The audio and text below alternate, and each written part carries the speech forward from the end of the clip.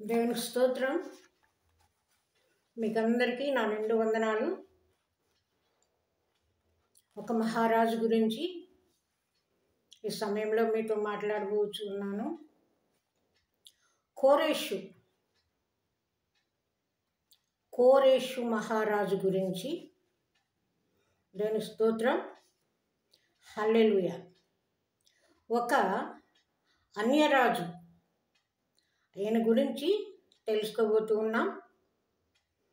ఇశ్రాయేల్ రాజు కాదు, యూదా రాజు కాదు, అందుకే అన్యరాజు అన్నాను. ఇతనికి మరో పేరు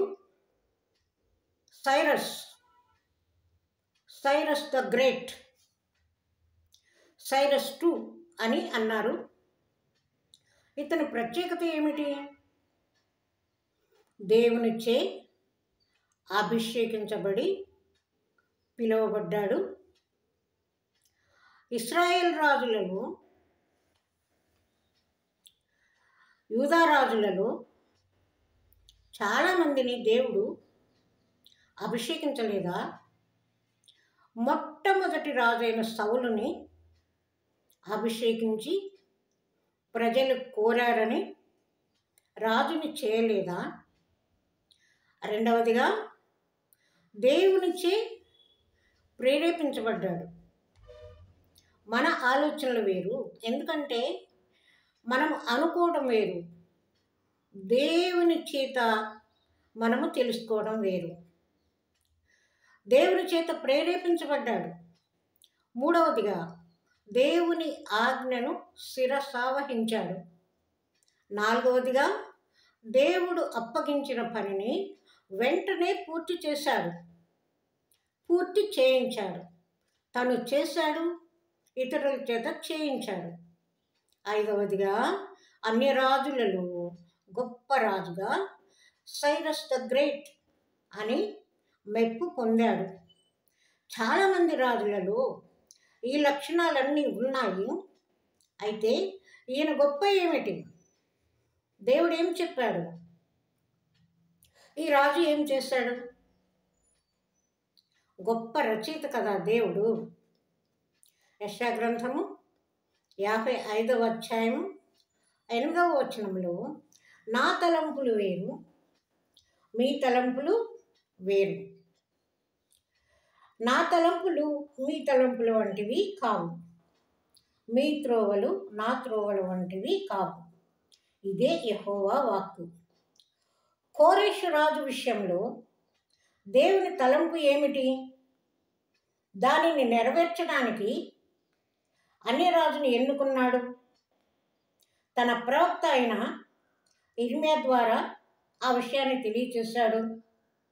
ఎజ్రా గ్రంథము 1వ అధ్యాయము 1వ వచనంలో, పారసీక దేశపు రాజైన కోరేషు ఏలుబడిలో మొదటి సంవత్సరమందు ఇర్మియా ద్వారా పలకబడిన తన వాక్యమును నెరవేర్చుటకై యెహోవా పారసీక దేశపు రాజైన కోరేషును, ఆయన మనస్సును దేవుడు ప్రేరేపించాడు. కోరేషు రాజయ్యాక క్రీస్తు పూర్వము 547వ సంవత్సరంలో అస్సీరియాను పూర్తిగా స్వాధీనం చేసుకొని తన సామ్రాజ్యాన్ని మరింతగా విస్తరింపచేశాడు. ఆ తర్వాత క్రీస్తు పూర్వం 539లో బబులోనును కూడా జయించాడు. బాబిలోనును జయించిన మొదటి సంవత్సరంలోనే, అంటే క్రీస్తు పూర్వము 538లోనే దేవుని చేత ప్రేరేపించబడిన వాడై ఆయన ఒక చాటింపు వేయించాడు. అది వ్రాత మూలంగా ఇలాగా ప్రకటన చేయించాడు. ఎజ్రా గ్రంథము 1వ అధ్యాయము 2వ వచనము, పారసీక దేశపు రాజైన కోరేషు ఆజ్ఞాపించినదేమనగా, ఆకాశమందల దేవుడైన యెహోవా లోకమందున్న సకల జనములను నా వశము చేసి యూదా దేశమందున్న యెరూషలేములో తనకు మందిరమును కట్టించమని నాకు ఆజ్ఞ ఇచ్చి ఉన్నాడు. కావున మీలో ఎవరు ఆయన జనులై ఉన్నారో వారు యూదా దేశమందున్న యెరూషలేముకు బయలుదేరి యెరూషలేములోని దేవుని మందిరమును అనగా ఇశ్రాయేలీల దేవుడైన యెహోవా మందిరమును కట్టవలెను. వారి దేవుడు వారికి తోడై ఉండునుగాక అని ఆయన ఒక ఆశీర్వచనాన్ని కూడా ప్రజలకు ఇచ్చాడు. ఆ తర్వాత ఏం జరిగింది? ఈ చాటింపు విన్నవాళ్ళు ఏం చేశారు? ఈ చాటింపు సారాంశం ఏమిటి? ముందుగా ఆయన మొదలెట్టిన వాక్యం ఏమిటి? ఆకాశమందలి దేవుడైన యెహోవా అని దేవుని ప్రశంసించాడు. సకల జనులను నా వశము చేసి అనగా మీ అందరిపైన నాకు దేవుడు అధికారాన్ని ఇచ్చాడు. యూదా దేశమందున్న యెరూషలేములో తనకు మందిరం కట్టించుమని నాకు ఆజ్ఞ ఇచ్చి ఉన్నాడు. అయితే ఈయనెవరు? పారసీక దేశపు రాజు. తనకిచ్చిన ఆజ్ఞ ఏమిటి? దేవుని ద్వారా అతనికి వచ్చినటువంటి ఆజ్ఞ ఏంటి? యూదా దేశంలో ఉన్న యెరూషలేము మందిరమును కట్టించమని. అందుకు రాజు ఏమంటున్నాడు? మీలో ఎవరు ఆయన జనులు? మీరు వెంటనే బయలుదేరి అక్కడికి వెళ్ళండి. దేవుడు చెప్పినట్లు ఆయన మందిరాన్ని కట్టండి. అంతేకాకుండా మీ దేవుడు మీకు తోడై ఉంటాడు. ఎంత గొప్ప ఆశీర్వాదం ఇచ్చాడండి. ఇప్పుడు ఒకసారి సైరస్ ద గ్రేట్ అందామా? ఎందుకంటే ఈయన పర్షియన్ చక్రవర్తి, గొప్ప యుద్ధ వీరుడే కాక మంచి పరిపాలనా దక్షునిగా పేరుగాంచిన వాడు.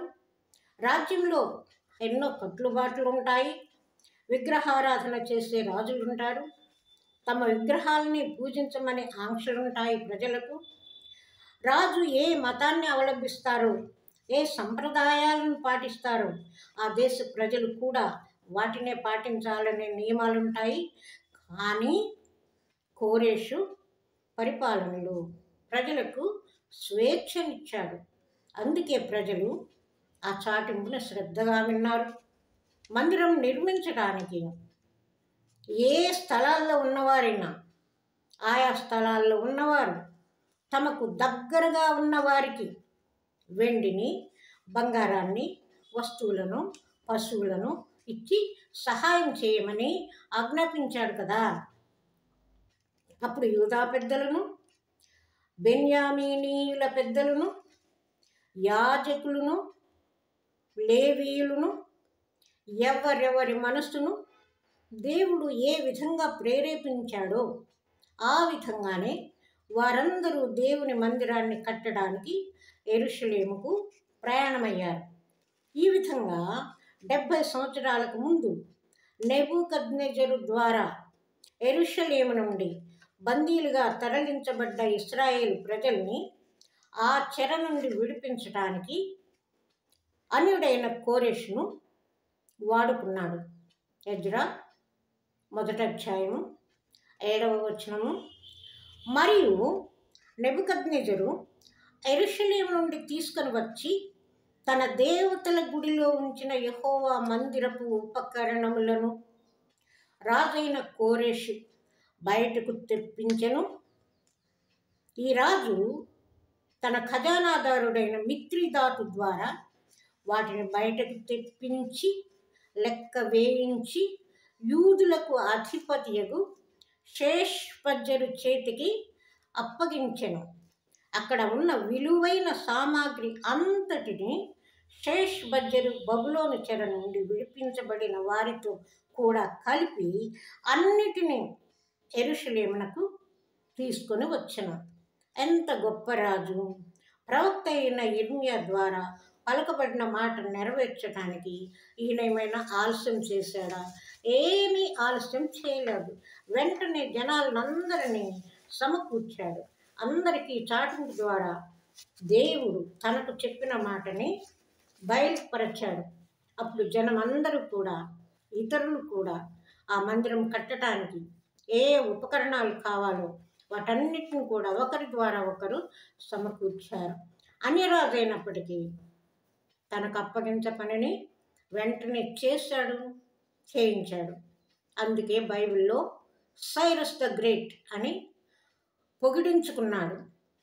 ముగింపు: కోరెషు ఈ రాజు క్రీస్తుపూర్వం 600 సంవత్సరంలో జన్మించి క్రీస్తుపూర్వం 530లో మరణించి ఉండవచ్చని చరిత్రకారుల అభిప్రాయం. ఈ రాజు పేరు పరిశుద్ధ గ్రంథంలో 23 సార్లు ప్రస్తావించబడింది. యెషయా, ఎజ్రా, 2వ దినవృత్తాంతాల గ్రంథాల్లో ఈయన ప్రస్తావన ఉంది. యూదుల చరిత్ర బాబిలోనులో అంతరించిపోకుండా 70 సంవత్సరాల సుదీర్ఘమైన బానిసత్వం నుండి ఇశ్రాయేలు ప్రజల్ని విడిపించాడు. నెబుకద్నెజరు ధ్వంసం చేసిన యెరూషలేము దేవాలయాన్ని యూదులు తిరిగి నిర్మించడానికి ప్రోత్సాహాన్ని, ధైర్యాన్ని, కావలసిన సమస్త పరికరాలన్నింటినీ పంపించాడు. అన్య దేవతలను ఆరాధించి ఉండవచ్చు, కానీ దేవుడే ఆ రాజుని ఒక పనిముట్టిగా వాడుకున్నాడు. సామెతల గ్రంథము 21:1లో యెహోవా చేతిలో రాజు హృదయము నీటి కాలువ వలె ఉన్నది అన్నట్లుగా కోరెషును తనకు అనుకూలంగా మార్చుకొని తన ప్రజల్ని బానిస చెర నుండి విడిపించి తిరిగి వారి స్వంత దేశానికి తీసుకువచ్చి యెరూషలేము ప్రాభవాన్ని తిరిగి పునరుద్ధరింపచేశాడు. దేవుని చేత అభిషిక్తునిగా ఆశీర్వదించబడ్డాడు. అందుకే సైరస్ ద గ్రేట్ అన్నారు. ఈ మాటలు మీకు నచ్చినట్లయితే లైక్ చేయండి, షేర్ చేయండి, సబ్స్క్రైబ్ చేయండి. మీకు నా నిండు వందనాలు తెలియజేసుకుంటూ ఉన్నాను.